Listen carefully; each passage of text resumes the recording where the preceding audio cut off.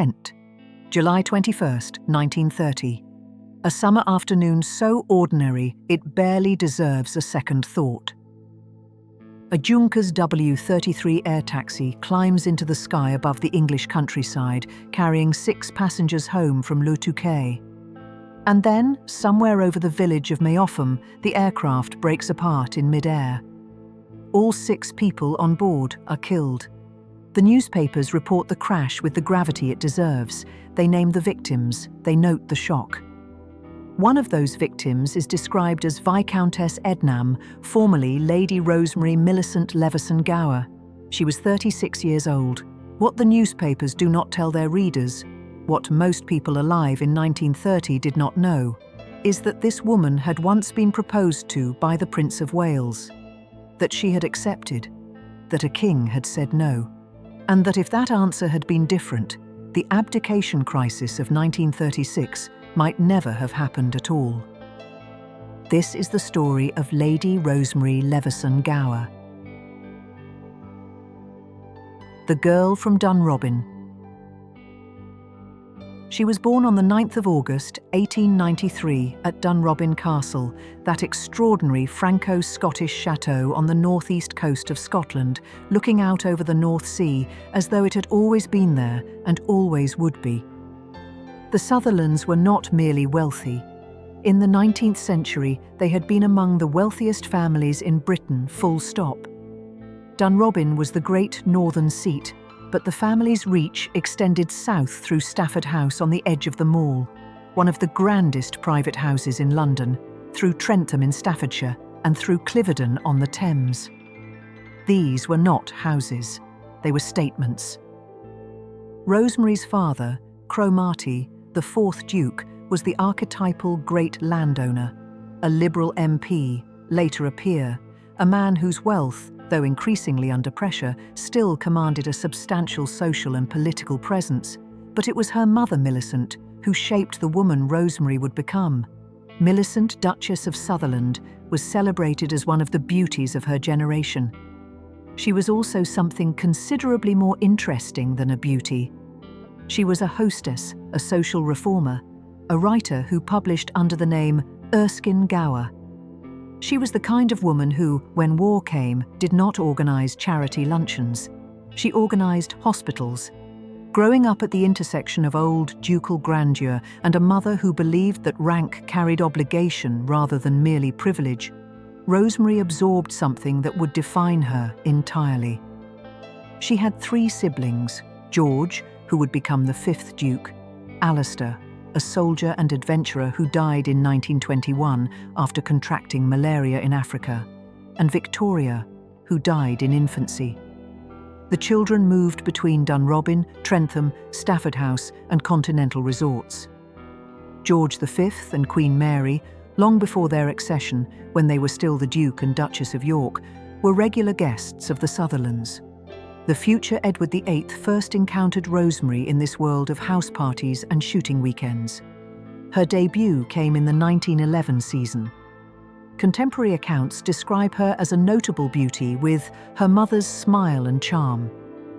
By early 1913, she was engaged to John Manners, Marquis of Granby, heir to the Duke of Rutland, a match that would have allied 2 ancient houses. During convalescence from appendicitis later that year, she broke off the engagement. What is striking is how this was reported, as very much her own choice, not the product of parental strategy. That detail matters. It tells you who she was before the war changed everything. And then there are the jewels. The Sutherland Diamonds are not a footnote. They are a thread that runs through the entire history of this family. A riviere of large, old, brilliant-cut diamonds, some of them Type 2A stones that may have originated from the Golconda mines of India, remodeled across generations as fashion demanded. They appeared as a massive diamond headband at Queen Victoria's coronation in 1838. By 1902, Millicent wore them as an elaborate choker at Edward VII's coronation. By 1937, Eileen, Duchess of Sutherland, wore them as a long sautoir at George VI's coronation. These stones are now in the Victoria and Albert Museum, the material memory of a family that shaped British history for 2 centuries. Rosemary, as an unmarried daughter, would have worn the family's smaller pieces at court presentations and balls, delicate diamond or pearl head ornaments rather than the full parures her mother commanded. But she knew what those stones meant. She had grown up in their light. And then Europe went to war, and everything Rosemary had been raised to be suddenly mattered far less than what she was willing to do. The Nurse and the Prince.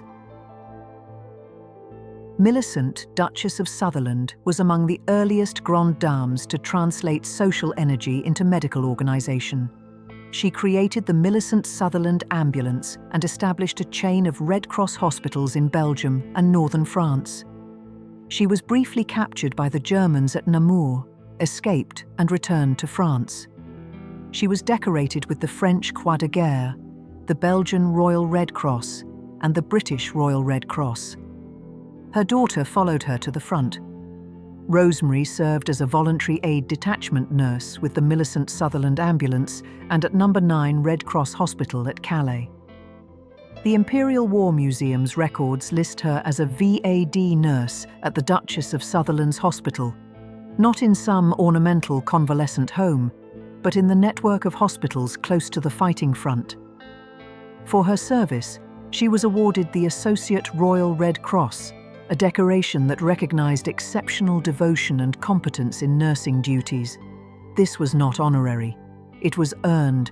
She worked night duty. She handled shell-shocked soldiers.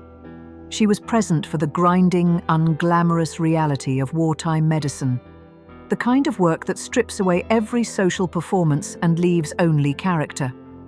On the 14th of July, 1917, King George V, Queen Mary and the Prince of Wales visited No. 9 Red Cross Hospital at Calais, signing the visitor's book and inspecting the wards.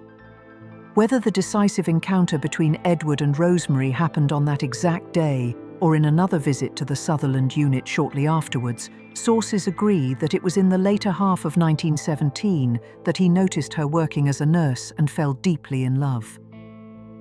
There is a story, and I want to be precise about what it is, that a young soldier, rendered mute by shell shock, spoke his first word while Rosemary sat at his bedside, telling him stories, coaxing him back toward language. The word was darling. Edward, watching from a distance, was said to have been deeply moved.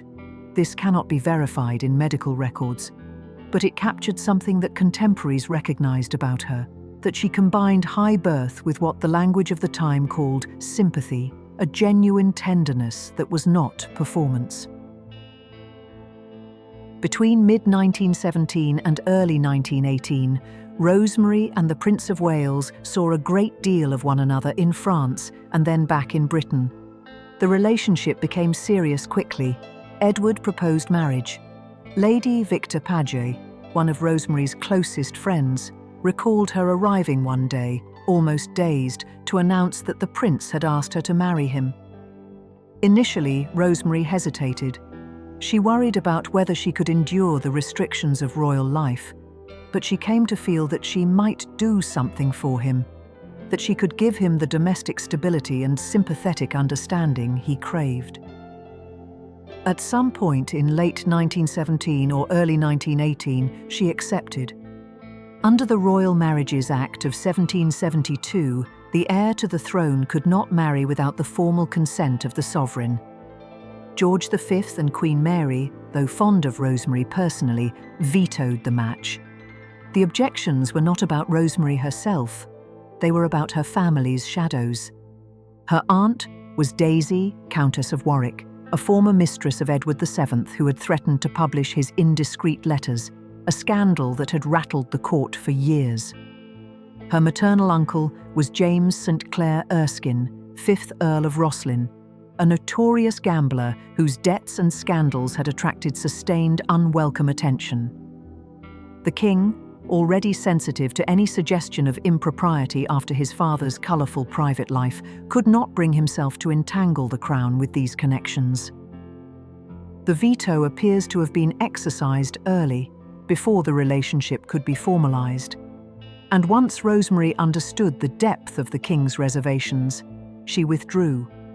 One account notes that once Rosemary learned of the king's qualms, she was also turned off to the engagement, a phrase that suggests wounded pride, yes, but also a clear-eyed reading of what life as a controversial Princess of Wales would actually cost her. Lady Victor Paget's testimony is the emotional centerpiece of this entire story. She recalled, "The prince was bitter and furious. I don't think he ever forgave his father. I also felt that from that time on, he had made up his mind that he would never make what might be called a suitable marriage to please his family." And Rosemary. A friend later recalled her saying she was glad she hadn't married the prince. That remark, quiet, self-possessed, almost wry, tells you everything about the difference between them. She had understood something about Edward that Edward never understood about himself. Within weeks of the veto, he met Freda Dudley Ward, a married society beauty whose companionship would dominate his life until the early 1930s. And the pattern that would lead eventually to Wallis Simpson and to abdication had begun. On the 8th of March, 1919, Rosemary married William Humble Eric Ward, Viscount Ednam, known as Eric, at St Margaret's, Westminster. British Pathé filmed the ceremony under the caption, "Two famous houses united." The Prince of Wales sat in the congregation. The visual irony is there for anyone who wants to feel it. Rosemary walked up the aisle of a parish church in flowers rather than diamonds, when she might, in another world, have walked up the nave of Westminster Abbey toward a crown. The script does not need to labour this. The image speaks. Marriage into the Dudley family brought Rosemary into contact with another tradition of notable jewels. Her mother-in-law, Rachel, Countess of Dudley, was famous for her diamonds. A large diamond and pearl tiara, substantial pearl necklaces, prominent brooches, widely photographed during her husband's term as Governor-General of Australia. At least one Grand Art Deco diamond tiara by Cartier from the Countess of Dudley's collection would later appear at Christie's in London. As Viscountess Ednam, Rosemary had access to some of these pieces for particular occasions. But the 1920s were not the Edwardian era. Society photographs of Rosemary in the early years of her marriage show her in fashionable fringed and beaded gowns with understated jewellery, strings of pearls, small brooches, slender bracelets. The most artistically significant image of her from this period is a charcoal portrait by John Singer Sargent, which presents her with a combination of elegance and introspection that says more about her than any tiara could. As for jewels from Edward, there are none. No gifts have surfaced in auction catalogues with a documented provenance as a token from the Prince of Wales to Lady Rosemary. Their connection was rich in emotional symbolism. It left no traceable objects behind. Rosemary and Eric had 3 sons, William in 1920, John Jeremy in 1922, and Peter Alistair in 1923. The Prince of Wales stood godfather to William, a tender detail that shows affection persisting, transformed into something quieter and more durable than romance. The Ednams moved through the overlapping worlds of the 1920s, Himley Hall in Staffordshire, London, the continent, the social circuits of the Bright Young Things era. William Cross, who has announced a forthcoming biography of Rosemary and her brother Alistair, describes the couple as dynamic but chaotic. And then, December 1929. 7-year-old Jeremy was killed in a road accident in London, knocked from his bicycle by a lorry near Albert Bridge. Friends recalled that Rosemary never fully recovered from the shock. She continued her charitable work, particularly in healthcare and orthopedics in Staffordshire, building on her wartime nursing experience. But the loss had changed something fundamental. This is the part of the story that has nothing to do with princes or proposals or royal vetoes. It is simply a mother's grief, private and unspectacular. and it is perhaps the most human moment in the entire narrative. The sky over Kent. On the 21st of July, 1930, Rosemary was returning from Le Touquet, where she had been visiting her husband for his health. She boarded a Junkers W33 air taxi with 5 other passengers. Over Meafam, Kent, the aircraft broke apart in mid-air. There were no survivors. She was 36 years old. Contemporary reports in the New York Times and the British press named her as Viscountess Ednam, formerly Lady Rosemary Leveson-Gower. The crash became known as the Meafam air disaster, one of the earliest high-profile civil aviation accidents in Britain. Her funeral took place at Himley on the 25th of July. She was buried in the private family cemetery there alongside Jeremy. Later, her husband would join them. There is a rumour, persistent, unverified, that Edward had nearly been on the same flight and had altered his plans at the last minute. It cannot be confirmed. But its survival in popular memory tells us something about how people wanted to believe that his life and hers remained entangled long after their wartime romance had ended. What is reported through oral testimony passed down via intermediaries is that her death was one of the only occasions on which Edward was seen to weep in public, and that he participated in ceremonies connected to hospitals bearing her name. Millicent, devastated by the loss of her only surviving daughter, moved quickly to create living memorials. In North Staffordshire, she helped establish a new orthopaedic hospital unit in Rosemary's memory. In Dudley, a maternity hospital at the Old Workhouse Infirmary was named the Rosemary Ednam Maternity Hospital in 1930 and 1931. A mother turning grief into something that would outlast grief. Jewels survive, people do not. The Sutherland Diamonds are in the Victoria and Albert Museum. Behind glass, under careful light, they are as brilliant as they were when they were worn at Queen Victoria's coronation in 1838. Their label traces their journey through generations of duchesses. It mentions nothing of the Duke's daughter who might have worn them as queen. Jewels survive, people do not. Between those two facts lies the entire weight of this story. Edward went on to Freda Dudley Ward, then Thelma Furness, then Wallis Simpson. He abdicated in December 1936, choosing a woman who was, in almost every respect, the antithesis of Rosemary, twice divorced, American, socially marginal to the old aristocracy. He spent the rest of his life in exile, restless and diminished, the emotional pattern that Rosemary had briefly interrupted, hardening into something irreversible.